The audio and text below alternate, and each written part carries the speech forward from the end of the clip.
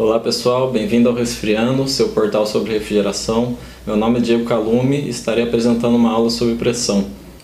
Pressão é definida como força que atua sobre uma área.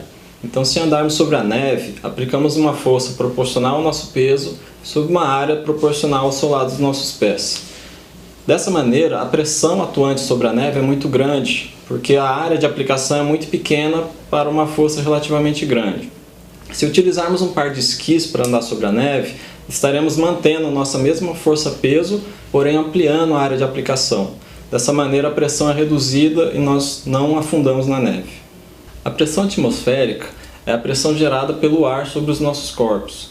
Ou seja, quando estamos ao nível do mar, temos uma coluna de ar muito grande aplicando sobre nós. Então a pressão é maior do que quando estamos no alto de uma montanha, que temos uma coluna de ar menor. O barômetro é um instrumento utilizado para medir a pressão atmosférica.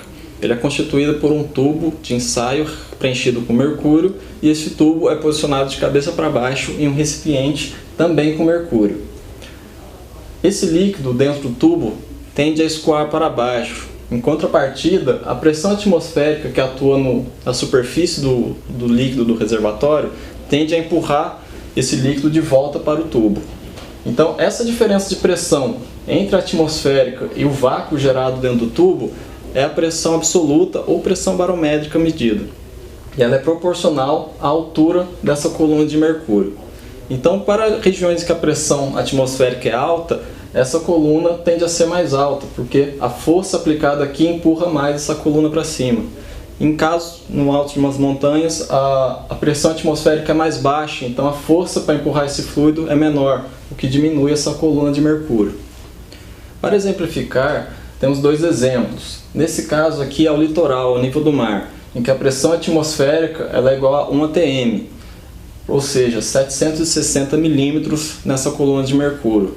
Se formos para uma região montanhosa, como exemplo o Campos do Jordão, em que a pressão média gira em torno de 0,8 atmosferas, a pressão gerada pela sua coluna de mercúrio é proporcional a 608 milímetros de altura.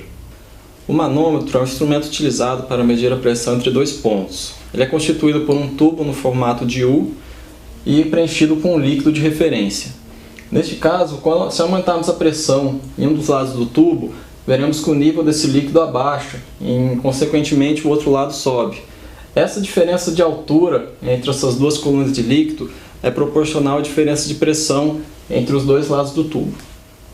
Chamamos de pressão barométrica ou pressão absoluta a pressão total que é aplicada no corpo, considerando inclusive a pressão atmosférica atuante. Ela é sempre referente ao nível de vácuo, ou seja, ao zero de pressão.